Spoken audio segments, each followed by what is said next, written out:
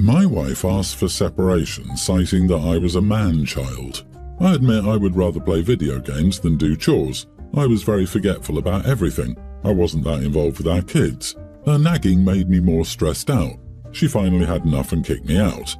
I just felt a sense of relief. No more nagging, no more stress, nothing. When I got to my apartment, I cleaned everything. I stopped forgetting things. It made sense to wash dishes now, and it made sense to make my bed. I felt the urge to clean.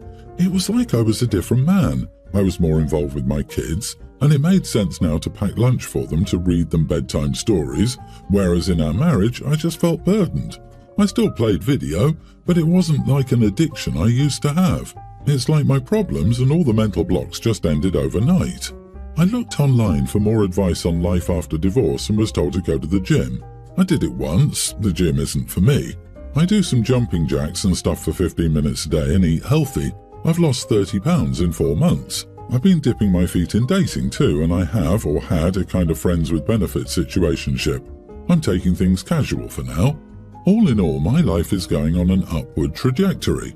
I've realised that I'm not a man-child. More so, my wife is a bad partner, and that's why I used to seek comfort in video games and felt no motivation in life. When I separated from her, I became better almost instantly. My wife has seen my change and wants to get back together. I was wishy-washy in rejecting her at first, but I've made up my mind now and told her she's better off without me, which is actually true. She wasn't wrong in leaving me for her and me. She will not take that for a reason. She insists that she will decide what's good for her and that I should return. I've been very nice while rejecting her offer. It's not like I'm being an idiot to her. She would just not let it go. Why is she taking it all on her ego? She asked me why, and I told her she truly was better off without me. She found out about my friend with benefits, most likely because I posted a pic of us hiking together, and contacted her to say that I'm a married man with kids and she shouldn't become a homewrecker. My friend with benefits told me that she doesn't want drama in her life and ended things with me, which sucks pretty bad. I don't know why my wife is being like that. I've been very nice but firm with her, and I'm not giving her any mixed signals. She just won't let it go. She's so determined to cause me trouble. Am I the idiot for not wanting to get back to my wife after separation? You are the idiot, dude. You aren't being honest with her. You're only telling her that she's better off without you, and even if you believe that's true, it isn't why you don't want to get back together with her. It's sending her mixed messages because when she sees you make changes she'd been asking you to make, she probably feels hopeful that you guys can move forward. She doesn't have the insight because you haven't communicated that with her. Tell her that you also feel like you are a better version of yourself when you're not in that marriage. Now is your chance to not be a man-child for real. Grow up. Tell her the truth. Jesus, I can see why she kicked him out. The fact that he thinks that he's all grown up now is honestly just absurd. He's happier single because he cleans for himself, etc. While he lived there, it was all about him too. Now he doesn't want to be the bad guy by being honest. Man-child has no guts at all, and he doesn't want to leave his wife. He wants her to divorce him, so he can play the victim. Yeah, it was all the wife's fault for nagging. Oh my God, she was nagging when, at the very beginning, he admitted he absolutely was a man-child. It wasn't until he actually had to clean after himself, but to him it just made sense. No, jerk, you lost your intimacy maid. No one else is going to do it unless you get up off your lazy butt, put the controller down, and actually do it yourself. The only thing he's done is prove that he could have been helping her that whole time and chose not to, and he's been blaming her for everything, no matter what, because he never actually grew up. I realize my wife is a bad partner. Man, she wasn't a bad partner, she was your crutch. She carried the whole family on her back while you played video games. She's better off without you. This past Christmas, my mother got my daughter, Amy, a preschooler, a doll she'd been asking for. It's a baby version of Mirabelle from the Disney movie Encanto. It quickly became her favourite. My husband's cousin Nat has a daughter I'll call Julie, a young grammar schooler. I wouldn't classify her as spoiled, but she tends to disobey others. There have been numerous occasions in which I asked Julie to do something. Please sit down, please don't touch that, etc. And she either ignored me or went behind my back to do the opposite. While I understand she's a child, Nat rarely attempts to educate her daughter or correct her behaviour. Last week, Nat and Julie visited us with some other relatives. Julie saw the Mirabelle doll and asked my daughter if she could play with her. Amy refused. Julie protested, but I spoke with the girls and got them to play with other toys. Sometime later, the kids sat down to watch TV while the others and I got dinner ready. When we went back to the living room, Julie was gone. After a short search, we found her in my bathroom. She'd not only taken the Mirabelle doll, but also my nail polish carrying case. Julie had used my nail polish to paint the doll's hair, face and dress. The polish covered most of her facial painting, matted her hair and ruined her clothes. Amy saw what happened and was devastated. When we asked Julie what she was doing, she said she was giving the doll a makeover. Nat and Julie left in a hurry. The next day, I asked Nat what she planned to do about it. She suggested that the girls apologise to each other. Julie for painting the doll, Amy for not sharing it in the first place, and hug it out, and offered to give me a couple of new bottles of nail polish.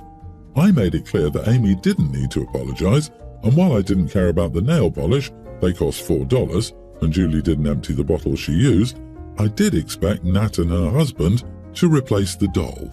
Nat refused. She said it wouldn't be fair for her to waste money over an innocent mistake a child had made.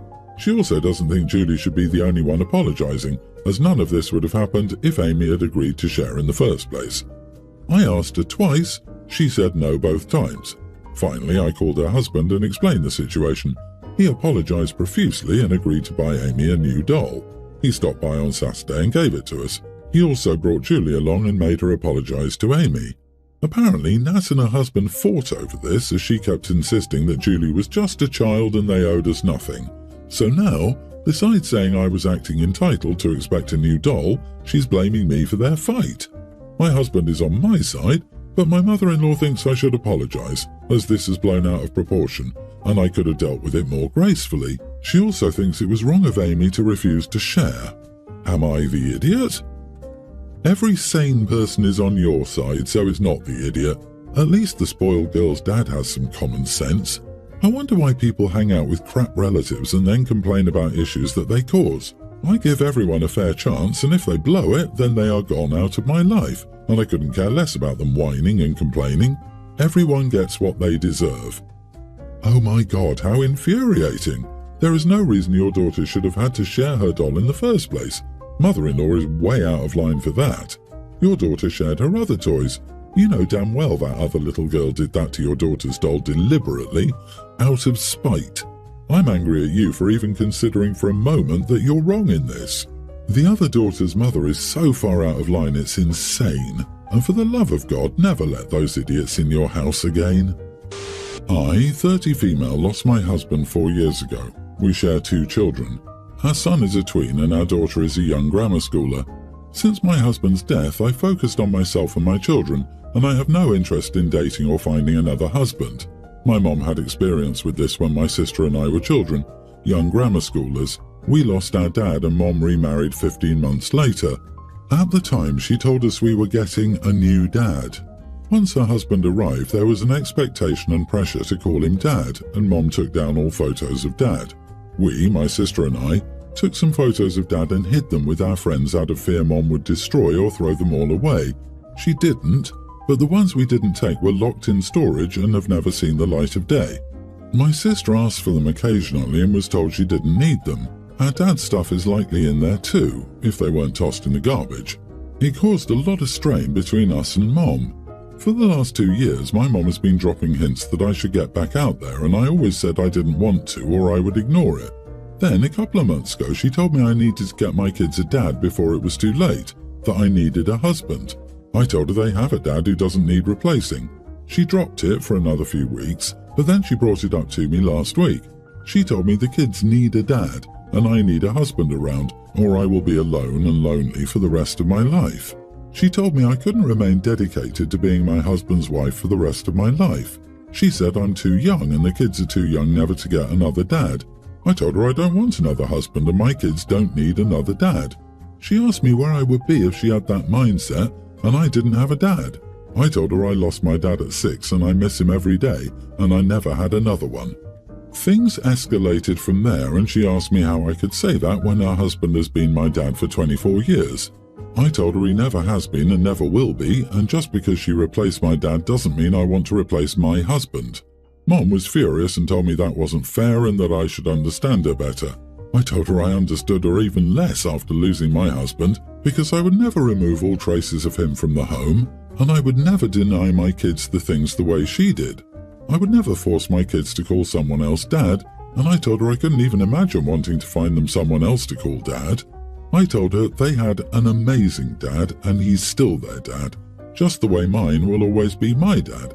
She called me spiteful and selfish, and she went to my sister for backup, but she told her she feels the same way. My aunt, who is my mom's sister, told me I shouldn't have said what I did, and accusing her of replacing my dad instead of saying she just wanted us to be happy is cruel, and I'm old enough that I should understand. Am I the idiot? Not the idiot. Off the top, I'm sorry for your loss, and I hope your kids keep getting to know their dad through your and other loved ones' memories of him. There is some validity in your mom saying you shouldn't have to feel like you need to live as your husband's widow forever. You can treasure that love and also find new love, but your mom is majorly overstepping. Your kids don't need a father, they need role models in their lives, and you don't need to be married to that person for them to be a positive influence. It's clear your mom was scared to be alone, but her fear had a profound impact on you that wasn't positive, and she's old enough to understand that her choices have consequences. Honey, you mustn't repeat your mother's mistakes to validate her feelings. Your mom should never have tried to replace your dad. The way she handled your childhood was unhealthy for you and for her. It sounds like you're now just getting a chance to get these pent-up feelings out, and your mom is probably very defensive because she's either in denial about how much her actions messed with you, or too upset to understand how much her actions messed with you. It's good that you were able to get it out there. We sold our house a few months ago. The house has an in-ground pool which was closed before the sale. We had 2 large deck boxes near the pool to hold all the pool equipment. These held things that almost every pool owner needs: a vacuum hose and head, skimmer baskets and jets, chlorine containers, a submersible pump for the winter cover, a summer solar cover, and most importantly, the filter unit. Everything was very neatly organized and stored for winter. Closing day comes and the buyers do their walkthrough. We got a call from our realtor that items left outside by the pool need to be removed. We asked what items, and they said the deck boxes. We said the boxes contained the pool equipment, so we left them behind. Well, the new owners wanted them removed. We asked if they wanted the physical boxes removed and to leave the equipment in the garage, but they said they wanted it all gone. We had sent them a request in writing, through email to both realtors, our lawyer and to us, specifically and clearly asking what they wanted removed from the property. We told them that what they wanted removed was the pool equipment, and they replied it had to be removed or no sale. So we agreed and removed it. Our new house doesn't have a pool, so I either sold or gave away most of it, including the filter. Last week, we got an email from the new owners and their realtor asking where the pool equipment was. We were super confused and forwarded them the email chain where they told us to get rid of it. They didn't realize the boxes contained the pool equipment and thought we were leaving things behind like floats and toys. We replied that we'd stated multiple times that the boxes contained the pool equipment, but they still wanted it removed. They asked for reimbursement because now they have to buy equipment, and we said no. We did exactly what they wanted and that this is no longer our concern. Our lawyers say we are in the clear. Am I the idiot? They look to be first-time homeowners, likely never owned a pool, but we were really clear on what was in those boxes. Absolutely not the idiot. You received a request, provided all relevant additional information in context, and were still instructed, borderline threatened, to remove the boxes, including all the equipment. You did. The fact that the new owners appear not to have actually read your responses is not your fault. Asking for compensation is just pure grift on their part. It was a good call to get the request in writing, otherwise I suspect they'd try to threaten legal action unless you paid them. Is it bad that part of me wonders if the buyers thought they could hoodwink OP into paying for brand new equipment by playing dumb like this? Sure, the more likely answer is that they and their realtor are just dumb, but at the same time, some people are insanely audacious. Anyway, not the idiot with the cherry on top. I love this. It's such a satisfying ending. Ha ha. I live in a nice neighborhood. The driveway has room for 2 cars, but it's reserved for my dad and his girlfriend. I park on the curb in front of our house, which comfortably fits 2 cars. My neighbour constantly has guests over and the guests constantly park on that curb in front of our house, which wouldn't be an issue if they park properly, but they don't. They never do. They park directly in the middle of the curb, leaving no room for other cars, and I work a closing shift as well, so I've been forced to find parking on the next street or park and walk back home in a cold rainy night lugging 10 to 20 pounds worth of items. My dad has talked to them several times, telling their guests to leave room for other cars to park as well, but they don't care. The same thing just happens the next day. My neighbour got a new truck and someone dinked it. He came over today to ask if we could check our Ring footage to see if it caught anything on camera only. I was at home, but I just said no and shut the door on him. He never had any neighbourly courtesy over me having to walk the next street over, or from a park to get home at like 12 AM in heavy rain, so I didn't care if his car got a scratch. My dad saw the Ring camera and asked me what happened. I explained to him and he told me I shouldn't do that because it made us look bad. But we did check the footage and our cameras never caught anything anyway, so it isn't our issue. Am I the idiot? Not the idiot.